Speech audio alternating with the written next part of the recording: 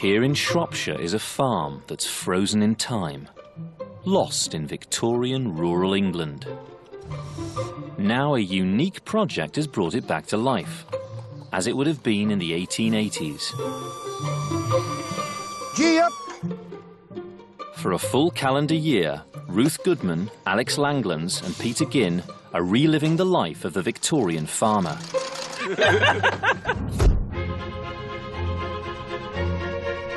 Eight months into the project, they've restored the derelict farmyard under the watchful eye of their landlord, Mr. Acton. What do you think of the stone, Mr. Acton? I think it's slightly tilted. Pull that leg out. They've delivered lambs. Here we go. Go, go, go, go, go, go. Get him out, get him out, get him out. And piglets. This one really doesn't look good. Look at the size difference there. Cared for a pregnant cow through the winter. There we go. That's it, girl. And learned to handle a Shire horse. How am I doing then? You're doing very well. Only to see him go lame. It's a bit of a nightmare, really, because we need him to be in shape. Now it's summer on the Victorian farm.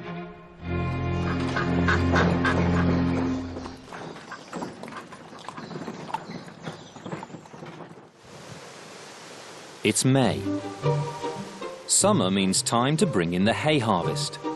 If you get it right, you've got a hayloft full of hay for your cows, your sheep and your horses. If you get it wrong, it could spell disaster for the farm. It's hard going in the dairy.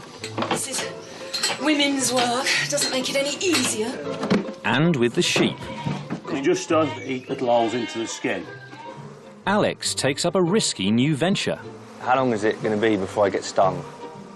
Long days mean more time for leisure, as the team explore what Victorian farmers did for fun. This is the most fantastic train. But as the weather turns, it becomes a race against time to save the hay from ruin.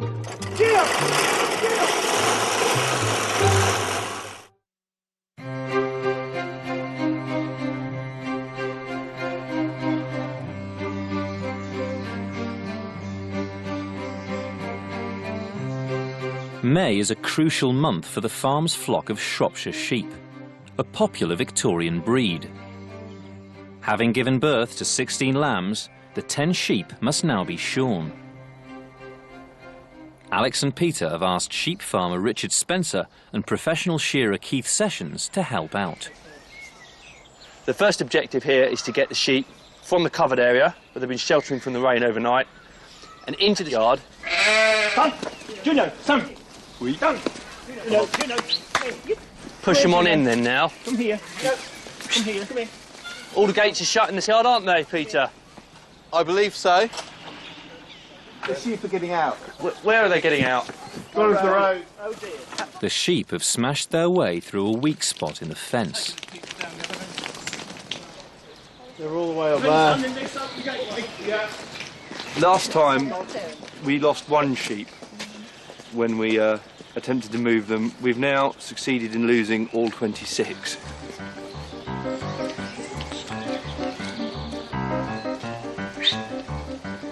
Four of the ewes are quickly found, but convincing them to return to the yard isn't going to be easy.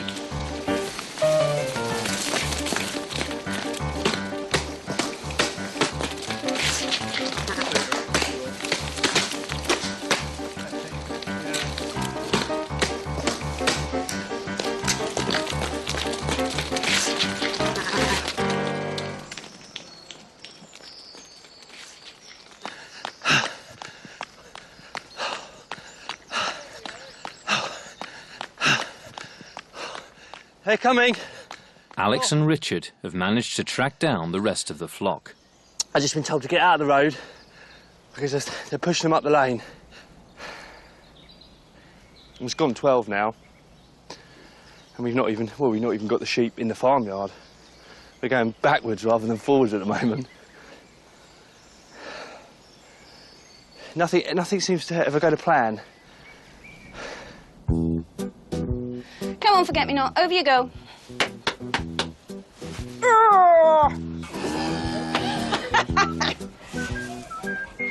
The farm's cow, Forget-Me-Not, has given birth to her calf.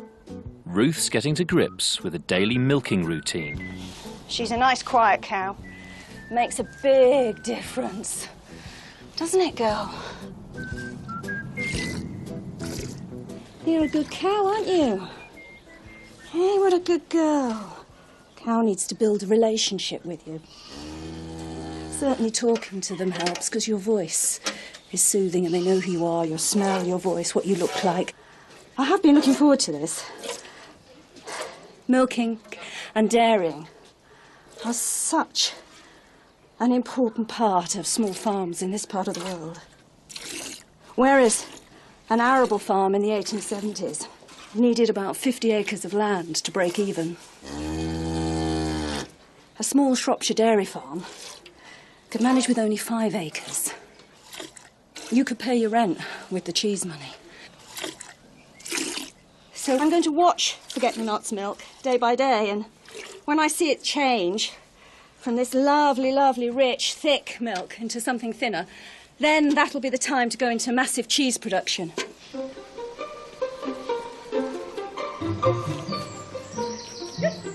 The sheep have finally been rounded up. They're just coming around the corner now. Thank you very much. Ah, there you are. If there's anything good to come out of that, Alex, the sheep will be hot and sweaty, as well as me. Right. And it means that the wool will have risen, as we call it. It means basically that the oils and greases that are naturally there in the fleece, Yeah. they'll be hot. And it'll make shearing that much easier. The fleece will tend to peel off rather than have to be, you know, Right. peeled off with a lot of effort. Right, so Come off easily. so letting them break out of the stackyard and run a couple of miles was actually good for them. Wasn't good for me, but it was good for the sheep, yeah. In the farmyard, it's time to get to work. In the early 19th century, sheep were sheared with clippers. But by the 1870s, shearing machines were being developed. Right. You ready to start?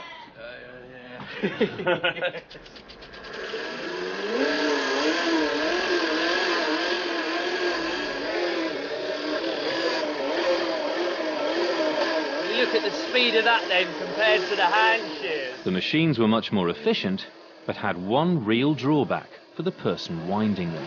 How you doing, Peter? It's all right, it's hard to concentrate. It's bloody knackering.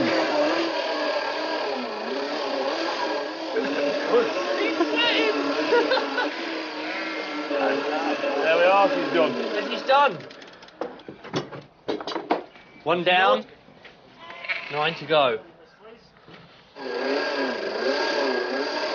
As Keith's son takes over the winding, Peter brings out a time-saving device invented by the team's landlord, Mr. Acton. Aha! What a wind-up. Mr. Acton got tired of having people hand cranking with his old machines, so he rigged up the mechanism onto this 1950s rally treader. I like the footwork, Alex. This time, it's Alex's turn to shear. Give me some power then, Peter.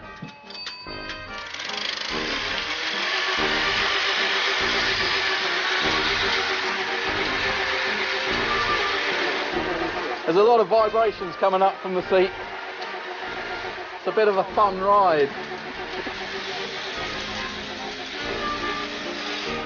So much easier than the hand crank. Wish you'd hurry up though. A professional can shear a sheep in 2 minutes. Alex has been working at this one for 20. There is a possibility the sheep may die of old age, but we'll hope not. Woo! That was difficult. That was really difficult.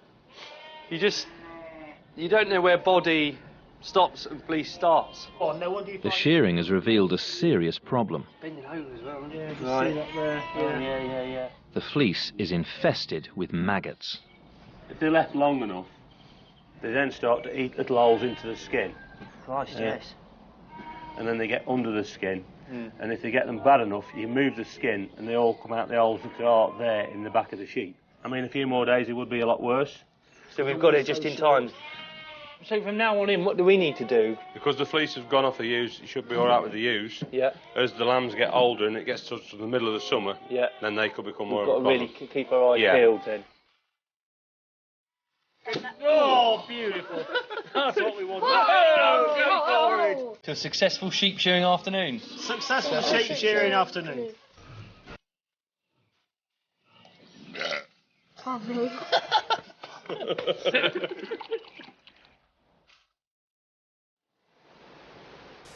The hay harvest is the biggest job of early summer.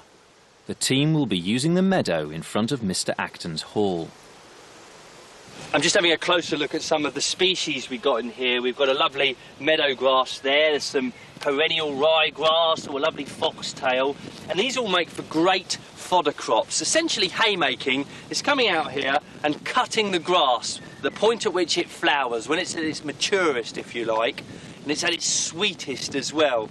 You let it dry in the field, we'll then rake it all up, we'll get it on our dray, get it back into the farmyard, up into the hayloft, and it's essentially a crop, it's a harvest, because that hay will sustain our cattle and our horses and our sheep throughout the long winter months.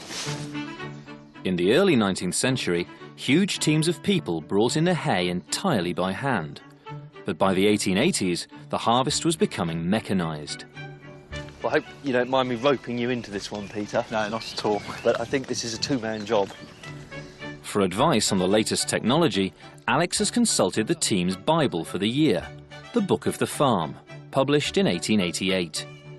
The boys are keen to use as much up-to-date kit as possible, if they can get it working. So this is a hay rake. Look, there's a little bit of movement there. Yeah. But it's obviously been here for quite a while.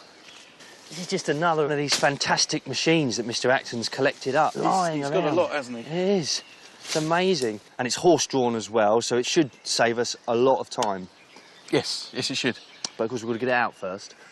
So let's start hacking away at some of these brambles and... I see you've got your pasty on. I have. I've got one. I've got the right, you've got the left. I've got the bill hook. No, I've got the right, you've got the left. Yes, just testing there. Just testing.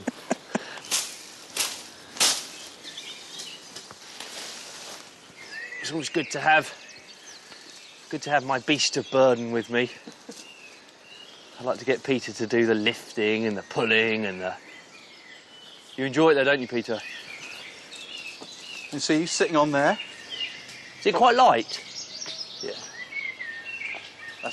That's actually one of the lightest vehicles we've got.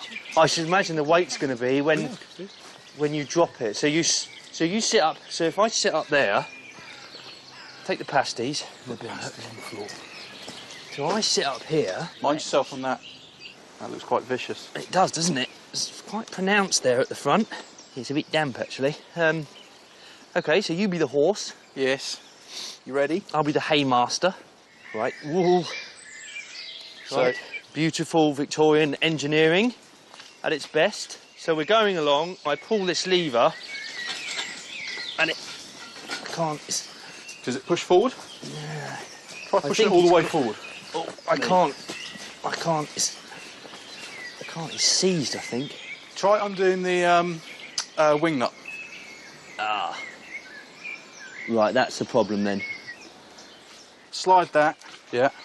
And bang, there goes the rake. And it's in. So I'm dragging the rake along the ground. Hay's catching in it. I collect all the hay up. It's getting really heavy. It's got full. I get in line with my windrow and I lift the rake, drop the hay. And we turn around. Drop the rake again. Yeah. Brilliant. Whoa! Stand, boy. Stand, boy. Good boy. Before the hard work of the harvest begins, Peter's making good use of his remaining free time. I think it's undisputable that summer has finally arrived on the farm. So we've been thinking cricket match. But for a cricket match, we're going to need a cricket bat. And I've dug out this catalogue of H.J. Gray & Sons. They're a Victorian company that is still operating and making cricket bats today. Cricket bat making was quite an important rural craft. However, I am pretty ignorant of how a cricket bat's made. So I'm going to go to the factory, I'm going to find out. H.J. Gray & Sons is now the famous company Gray Nichols, whose bats are used all over the world. The laws of cricket state that bats must be made from wood, and for hundreds of years, English willow has been a popular choice. Grey Nichols grows and processes its own.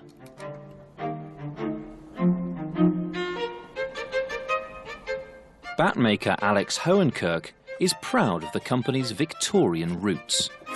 So when's this bat from? This bat was made in 1875. Right, and you're going to try and recreate this for us? Yeah, I'll try and recreate this one today. It's a lot different from what we make now. You can see the differences in the general amount of wood that's in the bat all through it. Is this machine made or is No, it's all handmade, and we do everything by sight. Right. All right, and so I shall try and replicate this bat for you. Cricket bat design was transformed in the 19th century. Before this date, bats were made of one piece of wood, which meant they were easy to break and hard to repair. So bat makers came up with the idea of creating a bat in two parts by splicing together the handle and the blade. With having a splice, this gives a bat more flexibility, and it gives you much more sort of strength and versatility in the shots that you're playing, and you've got more feel for the game with a bat that's been spliced. And the innovations didn't stop with the splice. The famous Victorian cricketer W.G. Grace developed a new style of batting, which in turn spurred changes to the shape of the bat that can still be seen today. When did the humps on the back here start being sort of really introduced? The humps started to develop in around 1860, 1870. It was something pioneered by some of the bigger hitters of the day, players like W.G. Grace. Yeah. Originally, players were very into just pushing the ball around the ground, gentle shots and using the speed of the ball. Players like Grace tended to revolutionise things by big hitting. So the hump's been put into the bat to put more wood into the bat, which means we've got a stronger and harder striking surface. So just one final look. The weights are pretty similar now, and I think we're pretty much there. Wonderful, thank you very much. I hope it plays well for you in your cricket match, and good luck with it. Back at the cottage, Ruth's indulging in her favourite summer pastime. Gardening as a leisure activity is something that becomes much more popular in the Victorian period. I'm making myself a pesticide here. Nice and simple. It's to kill the sawfly on the gooseberries. These are the leaves of the elder tree, and I'm just dropping them into the bucket where there's a kettle full of hot water. I'm going to add in a few shavings of soap, bash the whole lot together, and hey presto, that's all it is. Oh, it's nice and warm. Come on, you little sawflies. Off me gooseberries. Ruth's little garden isn't the only one on the estate. Mr. Acton has a spectacular walled garden. It needs constant care, and he's asked the boys to help out. For Alex, it's presented a golden opportunity. There's a swarm of bees in the walled garden. This is an excellent chance for me to get involved in beekeeping. It really is something that really sort of captures my imagination, and for a Victorian farmer, it would be the perfect sideline. I shouldn't need gloves, but I am going to take the precaution here with a bit of string, just so they don't crawl up my sleeves. But I don't think I'm going to do this alone. I'm going to wait for a local beekeeping expert to come and help me wrestle this swarm and get it into our Victorian cottage hive. Well, thanks ever so much for coming over, Brian. Good, pleasure. Brian Goodwin is president of the Shropshire Beekeepers Association. Yeah, it's been there for a while. Woo. Good swarm. And we're going to capture these bees and we're going to put them in our cottage hive. We are, that's right. For their new home. Now, how long is it going to be before I get stung? Well, you won't feel anything after about the 4th, so you'll be all right. Right, OK. Brian's going to catch the bees in an old-fashioned type of hive, known as a skep. They were the way to keep bees many, many years ago. I mean, this is the sort of classic ancient way of keeping bees, and sort of reminiscent, I suppose, of Winnie the Pooh. Exactly that, yes. The bees are clustering now on this branch of a tree. Yep. And the strategy is to get them all in this basket. And the simple way of doing that is to just use a simple brush. No problem at all. This isn't going to upset them then, doing this? Yes, you'll have 30 or 40,000 flying around your ears, but don't worry too much about that. The first thing to do is to shake. Right. There we are. I'm a bit worried about them crawling up my... They won't hurt you. They're perfectly docile. They're an Italian type of bee. This is an Italian type of bee. Right. So we haven't got ourselves a good British bee here. So, and these were imported in the Victorian period, then? They were, yes. They were imported from Slovenia, northern Italy, and they bred thousands and thousands of queens each year, and we imported them into this country in the mistaken belief that they were better than our bees. And there they are. They're all in the skep. Skeps had many shortcomings. The swarm makes its honeycomb inside the basket, so to reach the honey, many keepers would kill their bees. Fortunately for Alex, in the 19th century, a brand new hive changed all that. There are the bees again, and I drop them onto this sloping surface, and they'll all start to walk uphill. Their natural tendency is always to go into a closed, dark area where they can re-establish themselves as a colony of bees. They're all doing it now.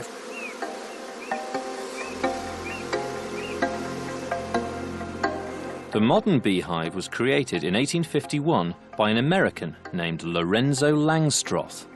He based his design on an amazing observation. Langstroth realised that the bees always constructed their combs with an 8mm gap. 8mm gap. This 8mm gap became known as the bee space, and replicating it was the basis of Langstroth's invention. I could lift this wooden frame which we put into the hive, and you will see that if I move it backwards and forwards, there's just 8mm space. Right. The bees add the beeswax in the centre there. We can take the comb out and we can examine it quite easily. And the bees are quite happy clinging to the comb, carrying on with their work, while the beekeeper can twist the comb about and observe exactly what they're doing. Get a really good inspection going here. That's right. And so for the first time, beekeepers became not just beekeepers, but bee managers. They could influence what was going on in the hive and take certain steps to change the behaviour of the bees and to change what was happening. And that was revolutionary, and that revolutionised beekeeping. Right. Wonderful. That's fine.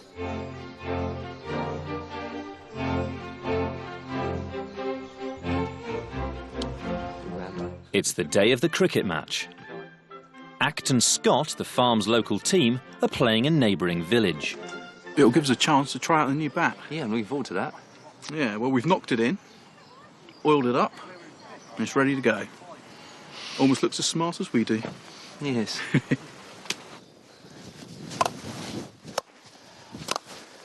And again! It's a nice bat, Peter. It's working beautifully. I don't claim to be a sports fan. I think I'm just here to eat the sandwiches and have a nice sit down. There's so many people. I was hoping somebody else would bring some food as well, but never mind. It'll probably all disappear in about 10 seconds flat. I won't be here for very long. One ball. Oh, split my trousers. Go on!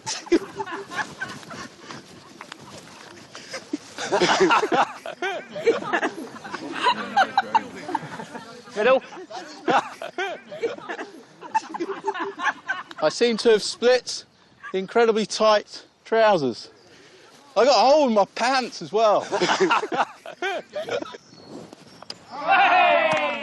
Oh, thank God. I really want to be back out there batting. You do? Yeah, I think with a better pair of trousers, Right. I could have stayed in a bit longer. Of course, earlier on in the 19th century, we'd probably be doing blood sports, the bare fist fighting, the cockfighting, all that kind of thing. But towards the end of the 19th century, landlords were looking to get their labourers and the people of the parish involved in far gentler sports. So cricket was a perfect opportunity to sort of galvanise the community. Far more gentlemanly pursuits for the labouring classes.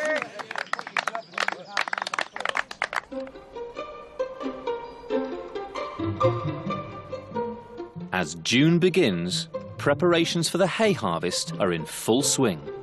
This is our mower. How does it work then? Hay comes in here. Yeah. We're missing a blade. Yes, it's not in brilliant shape, is it? The sheep are enjoying their shorter fleeces. Forget-me-not and her calf are doing well. And for a couple of weeks, the bees have been left to their own devices. It's about time that I got into the hive and had a check to see how things are getting on. And look at that. That is absolutely wonderful. They are making inroads. And in fact, looking at it, I think I should be concerned, because the danger here is that what they'll do is they'll fill this up and they'll say, right, we've run out of space, we need to swarm, we need to find somewhere else to go, and that's the last thing I want. To swarm and make a new colony, bees must first create a new queen. So I think the most crucial thing for me to do here is to check that they're not developing any queen cells. Let's have a look. You can see all the larvae in there, and bingo. Now this is just what we don't want. This thing here is a queen cell. I think, to be honest, I've got here just in the nick of time.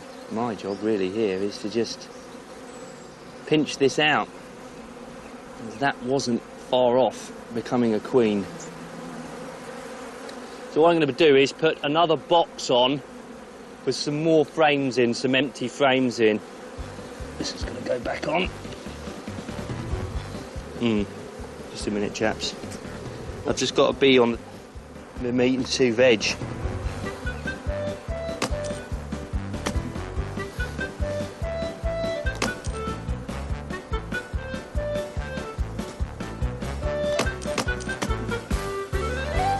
Don't want them getting in there. So, I think I've taken the necessary steps to avoid swarming. So, let's get the lid on.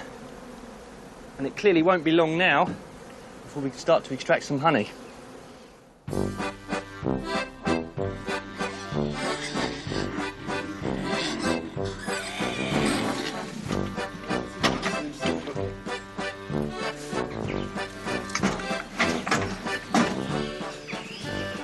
Piglets have got big, and it's high time they were weaned from their mother.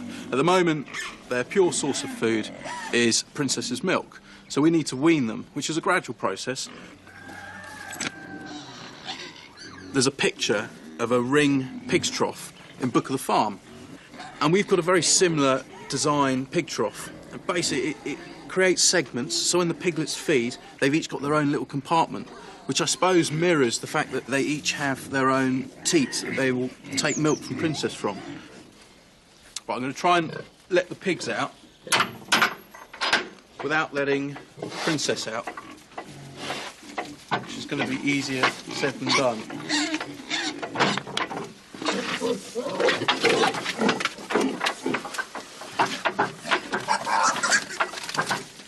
Done it the other way around.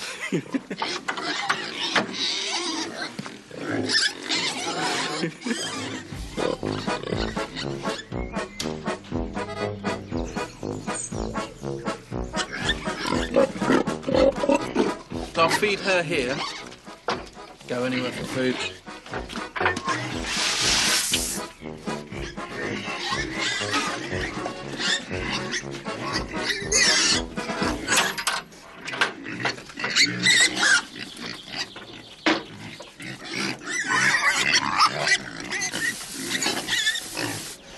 There you go.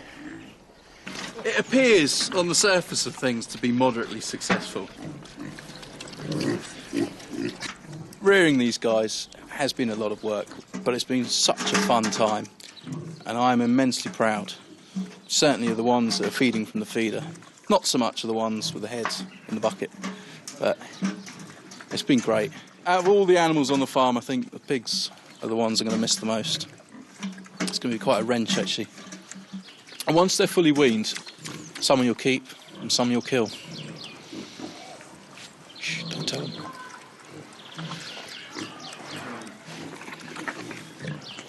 It's harsh. It's harsh. I've got a really messy, stinky job here. I've got the stomach of a young calf, a male calf from our neighbours over there, and I've got to clean it out and make rennet, which is the magic ingredient that turns milk into cheese.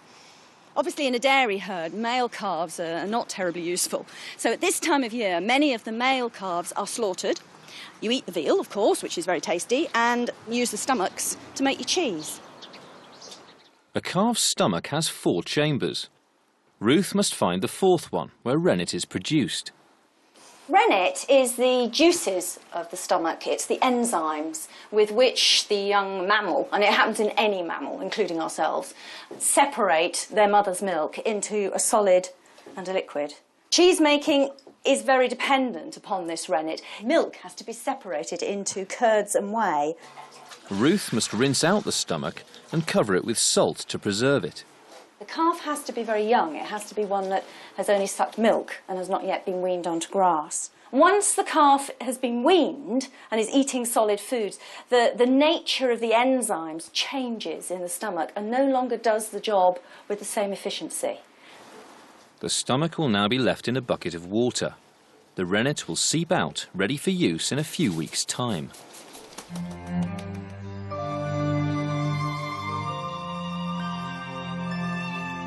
The hayfield is growing well, but preparations for the harvest have hit a snag. Clumper, the farm's shire horse, has an ongoing problem with his hoof.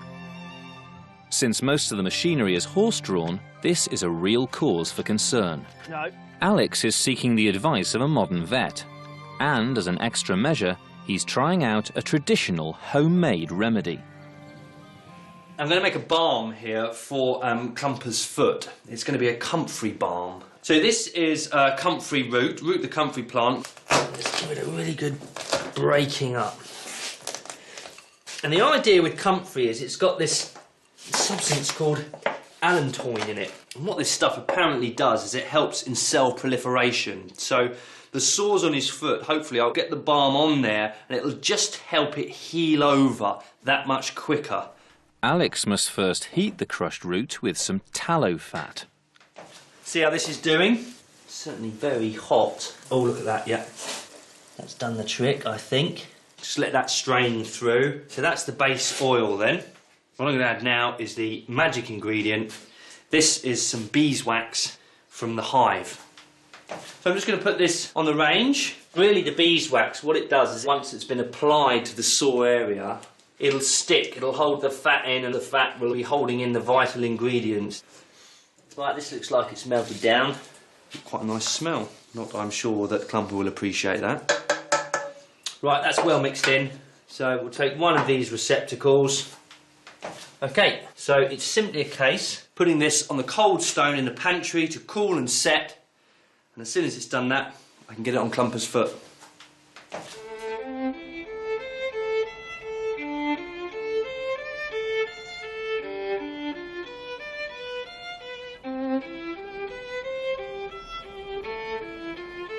It's Alex's birthday today, so I'm going to make him a cake for tea. Birthdays were not celebrated in a big way in Victorian Britain, but nonetheless there are references to farmers having cakes for their birthday. So I'm making a pound cake. It basically means a pound of every ingredient. Start with butter, and then I've got some sugar, so it'll be a pound of that.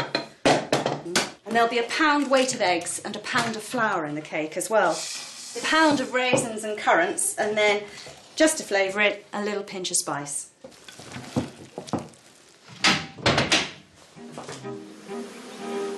In the walled garden, Alex's birthday is proving busy. Mr. Acton has asked the boys to make a protective shelter for his raspberry patch. They've built the wooden frame, but now they've got to cover it with netting.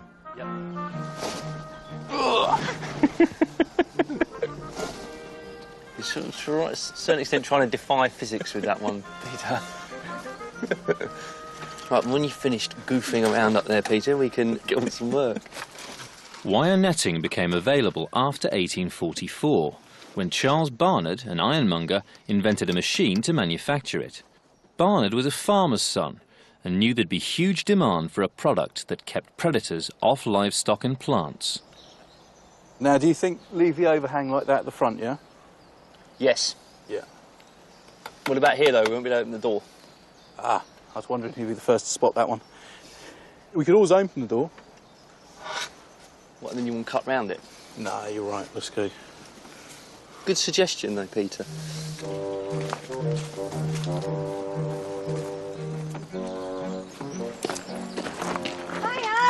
How you getting on? Oh, not too bad. How are Very you, well, all right? thank you. Yeah? Oh dear, this is taking a while, isn't it? Yeah, not an easy job. Time to stop. Seeing it was your birthday, I'll bake you a cake. Oh, lovely. Who's a lucky boy? You're looking good for 45.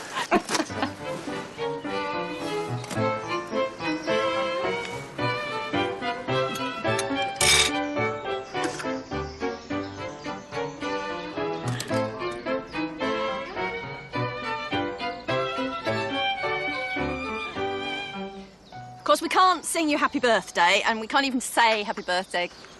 It's an American idea. It doesn't come into Britain until quite a lot later. The melody for Happy Birthday comes from a song called Good Morning to You, written in America in the 1890s.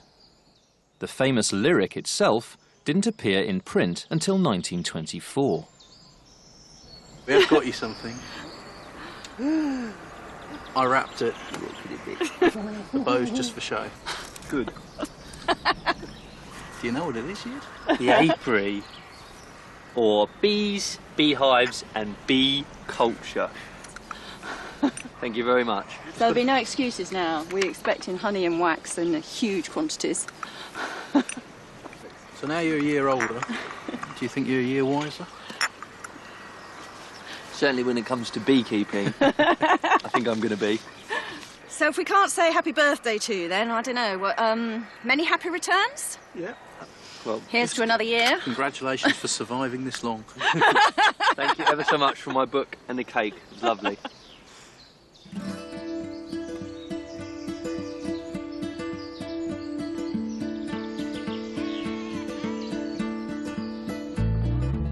It's mid-June. Princess's piglets are now fully weaned. Hello, my sweeties. Forget-me-not is still yielding plenty of milk. Come on, you greedy. Come on. Oh, come on. So, And everyone's hoping the balm will make a difference to Clumper's hoof. Stand. Come on, stand still, boy. All eyes are now turning to the hayfield and the weather. For several days, the crop has been hammered by rain. At the first break in the clouds, the boys have a chance to inspect it. You feel right down in here. It's damp. It's damp. The earth is damp. The hay can't be harvested in wet conditions, but the boys mustn't delay for long. With every passing day, the crop's nutritional value is going down. So unless the weather improves and the harvest can start, the crop will have little use as animal feed. This is awful. Truly awful. It really is. Let's just hope we get a nice dry spell within the next couple of weeks. Right. Do you want to start getting some milk in? Yeah, sure. In the dairy, Ruth's also got a big task ahead of her. She's asked her daughter Catherine to come and help out. We're about to make our first cheese of the year, and this is our vat, which is just a great big box that we're filling up with all the milk. We've got to raise it right up to, was it 85 degrees? 85 degrees. 85 degrees, which is Fahrenheit, that is. Fahrenheit. Yeah. This is our method of warming the milk. This is the sort of old and traditional method of bringing the milk up to a temperature so that when we add the rennet, the magic will happen. If the milk is too cold, no matter how much rennet we add, no reaction will occur and we will just have milk. If we can get the milk to the right temperature, when we pop the rennet in, the milk will then separate into the solids, which are the curds, which is what you make cheese out of, and the liquids, called whey, which you feed to the pigs. Every time the water cools in these jugs, we take the jugs out, fill them full of boiling water and pop them back in again. Once the temperature reaches 85 degrees, the rennet is added and the split into curds and whey begins. Right, so now we need to cut the curd into little cubes, and that starts to help the whey be released from the curds. Now, in the old times, we would have done that with our hands. You'd have literally just put your fingers apart and gradually, very slowly drawn your fingers through. But by Victorian times, you could purchase marvellous, gorgeous curd knives. Do you want that one? You draw it across the vat. The curd has to be treated very gently at this stage. That's it. It really smells horrible. I'm sorry, it's horrible. It smells like baby sick. It's really nasty. Well, it is, isn't it? It's cow baby sick. Well, it is, isn't it? It's look, milk. it's It's milk and the juices from a calf's stomach. I mean, that's exactly what, you know, if a baby calf was sick, It's still horrible. this would be it. Ruth is making cheddar cheese, and it's now that the process of cheddaring takes place. The liquid whey is drained off, heated and returned to the vat. It then heats up the curd, which sets into a firm mass. And they should stay solid, yes, see? Yes. That's it. Just The curd is then piled up in blocks. by turning it, we're starting a very gentle press, just using the weight of the curd itself to press whey out. If we didn't do this cheddaring process, we'd have a cheese that would only last a short while and you'd have to eat it within the month. But by doing this cheddaring process, we'll have a cheese that can last 6, 8, 9 months and still be nice.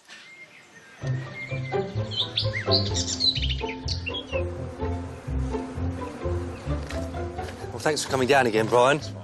Alex has asked beekeeper Brian Goodwin to help with one final task. Well, it wasn't a job I felt I could do myself, to be honest.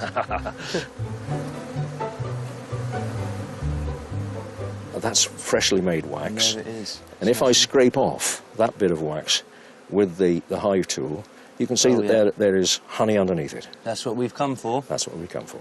Mm-mm. The first step in extracting the honey is to get the bees off the comb. You can see that this comb's got rather a lot of bees on it. They're very quiet at the moment, and when I shake them off into the box, you'll find that they become rather more agitated. And this is the time that you've got to beware of them. So they don't like me doing this.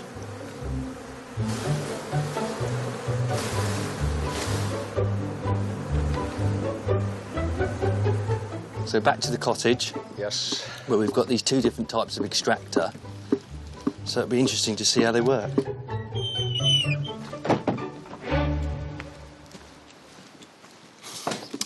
Right. First, the beeswax must be removed from the comb in a process called uncapping. And it's a slicing action that gets it off fairly easily across the comb. And these are traditional honey knives, are they? They are. These are what are called Bingham honey knives, made in the 1880s, 1890s. Then it's time to bring out the extractor. You put the frame inside the extractor, resting against the wire grid, which supports it when it's revolving at high speed. Right, there we go. The faster you turn it, the faster the honey will be flung out by centrifugal force against the metal container. But the higher the risk then of it skidding off. Right, there we go. I think I've got it. The idea of using centrifugal force to extract honey was hit upon in 1865 by Italian army major Francesco de Hruška. It requires quite a high level of concentration, this. Legend has it, Hruška came up with the idea after seeing his son playing with a basket of honeycomb. The boy whirled the basket in the air and his father noticed a few drops of honey come out. Have a look in there. I'll take the comb out, and you can see where the honey has been flung out of the comb up against the wall of the main body of the extractor. But you can see that this extractor isn't very efficient. The wonder that is... Once the principle of using centrifugal force was established, it wasn't long before improved extractors hit the market. This was a major advance, because in fact you can extract 4 combs at once in this extractor. Right. The secret is to place the extractor firmly within your knees, because it could be unbalanced, and you need to grip it fairly tightly as you extract it. You turn the honey quite fast, and you can see immediately, if you look down in the gap, you can see the honey coming out. Wow, look at that. It's amazing. When I was a lad, I used to sit in the kitchen alongside my father. Did you? He would be uncapping the combs, and I would be turning the handle furiously. And that was my job. Okay. Right, here we go, the moment Here we of go. truth. Wow. And you can get that golden liquid coming out. Look at that.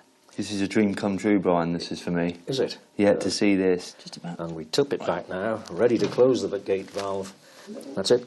That's absolutely amazing, look at that. OK, do it one block at a time, won't you? Victorian technology is also coming in handy in the dairy. This curd mill was made in the factory of local inventor Thomas Corbett, whose products were sold all over the world.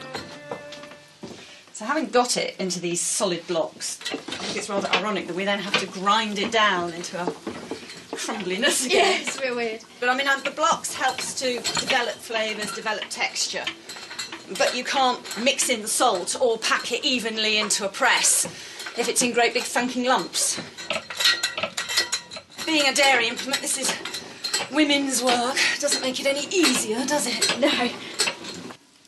After mixing salt into the curd and packing it in a mould, it's time for the final piece of equipment, the cheese press.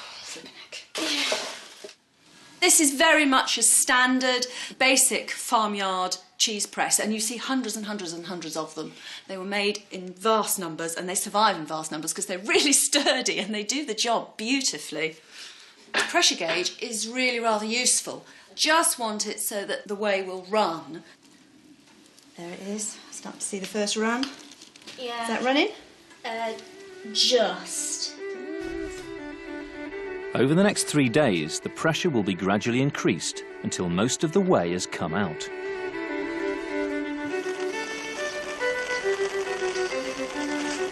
It's still raining and the hay still can't be cut. With every day that goes by, the crop is losing nutritional value. To cheer themselves up, the team are having their first taste of the farm's honey.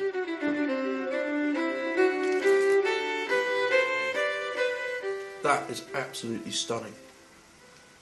It's so good. It's so alive, isn't it?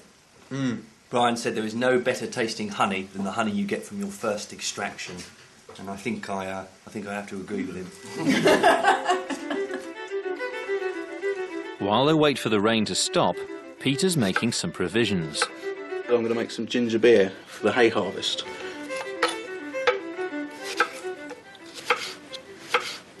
This is the family sable, Ruth's book, that she's given to me, with the best ginger beer recipe in it. It's white sugar, lemon juice, honey, ginger, which we've got, water, and then it's just basically boil it up, mix in all the rest of the stuff, and then add some yeast and leave it. It's a pretty simple recipe, which is lucky, because I've never done this before. It's flowing everywhere.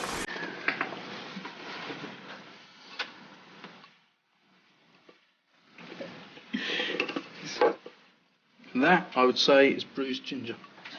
This is honey that Alex has given me, so hopefully it's going to give it a nice flavour.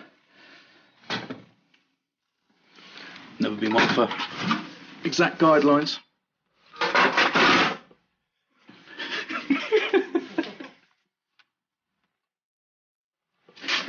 This is a very, very sharp grater. Careful my fingers don't go the same way as the family sable. The yeast, which I've got here, it's a brewer's yeast. I'm going to leave these for a couple of days just to ferment, let the yeast act, and it'll all start frothing up. So, fingers crossed, it'll work. The ginger beer will be ready to drink in about 10 days' time. But the clouds just won't clear. Well, we've got a nice bit of sun here, and we've got some wind as well, so you'd think it was good haymaking weather, but I'm just looking at the cloud formations, and it's just starting to break up into what we call a mackerel sky, and the old rhyme goes, mackerel sky, never long wet, never long dry, and that's not good haymaking weather, so I think we're going to have to leave it for another couple of weeks.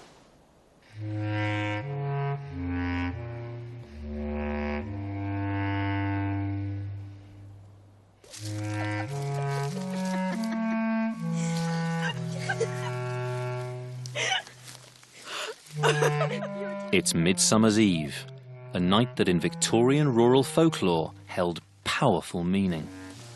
Of an evening like this. In the 1880s, young women working on farms often liked to sort of use a whole range of folklore practices to work out who they were going to marry, who were the young men who would strike lucky. Many of these rituals took place in churchyards at night. Ruth's daughter Catherine has decided to try one out. Oh, so many thorns. It really hurt. Right there. Can you see? Yeah. Okay, there we go. She's got to scatter hemp seed. Can you remember what I'm supposed to say?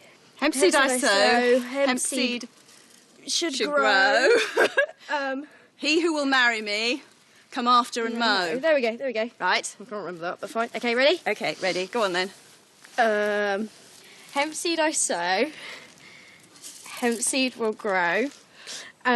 He who will marry me, come after and mow. There we go.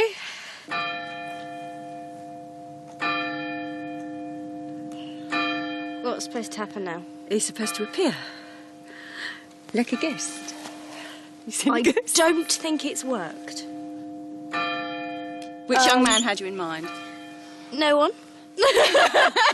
Really? Really, no one at all. No one at all. No one at No one all. at all. No little prospective. No, not at all. Not in the slightest. Well, you might dream him, you know. Might come as an apparition in your dreams. That's even more creepy, okay? I just have to say, that is hugely creepy. Back at the farm, the cheese has been pressed. While the unsettled weather continues, the team are taking a trip to explore one final piece of Victorian dairy technology. Oh, doesn't that look magnificent? That is the future, Ruth. It is the future. It is the future. From the 1840s onwards, the railways opened up a crucial new market for dairy farmers. For the first time ever, fresh milk could be sent in bulk from the countryside to the town. Beautiful. Oh, and the carriages too. Look at that. Right, and this is where our milk goes. Right, okay. Oh, God. To get a flavour of this breakthrough, the teams come to the Tallyllyn Railway in Wales, one of the few railways still preserved as it was in the 19th century. Okay. Should we have a ride? Yeah, let's go on for a ride. Oh, so looking forward to this. Well, I'll see you at the next station. Are you going? Green flag. All right, we'll go. Alex is travelling with one of Tallyllyn's most dedicated drivers, Phil Higginson.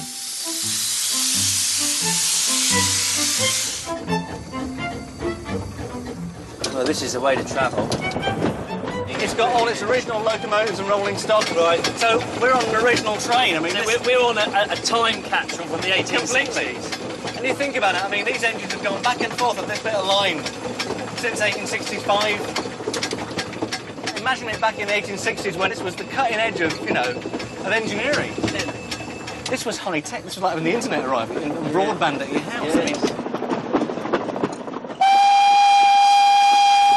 This is the most fantastic train, isn't it? It is indeed, yes. If you think about the development in the railways within Queen Victoria's lifetime, in 1830, the speed world record for a steam train is 30 miles an hour. Yeah. In 1895, it's 90 miles an hour. And it's so much more network than there is nowadays in modern Britain. I mean, it's something Yeah. like 4 times as many stations in 1880 as there are in the 21st century. I mean, these things, they absolutely revolutionised dairy farming. The whole production of raw milk going into cities and towns, where before it would have gone off before you got there. But now, you know, you can get your churns to a station. Yeah, and it's away. Away. Off you Quickly. go. Quickly. Yeah. Arrives in a brilliant state. Sellable. Straight Although off. The rocking might turn it to butter.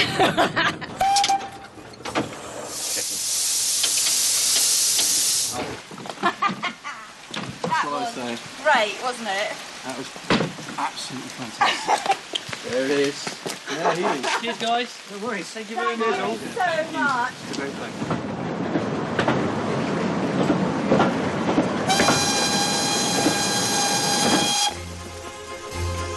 Back on the farm, the weather is worse than ever, and the hay is now in real jeopardy. Fresh grass is growing up underneath the hay crop, making a thick layer that would be difficult for Victorian machines to cut.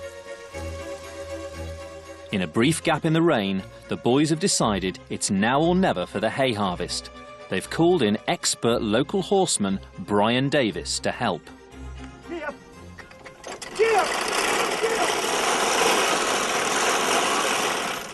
Just not cutting, is it? No, it's not. It's so thick, isn't it? Try again, Brian. Come on. I'm really feeling for Alex at the moment. He was so up for this. He's put so much effort into it, and it's just not working. It's so thick and so wet as well. It's like soapy. It's what's called soapy. It's, I mean, look, Peter's wringing it out there. Look at that.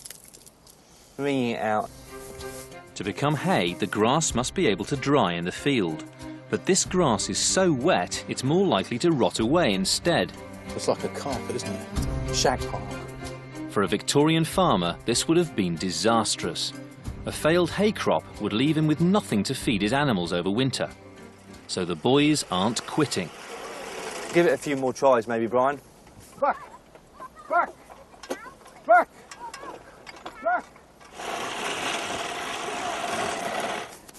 Back! But eventually they come to a painful decision. Afraid we've had to give up. It's just too thick, this crop. It's too wet. And we've had to admit defeat.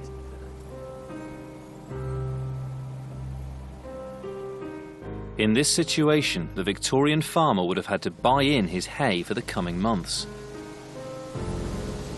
That would mean raising money from elsewhere on the farm. So everything now rests on the success of the team's wheat field. They need a bumper and profitable crop when they harvest it in a few weeks' time. Bloody rain.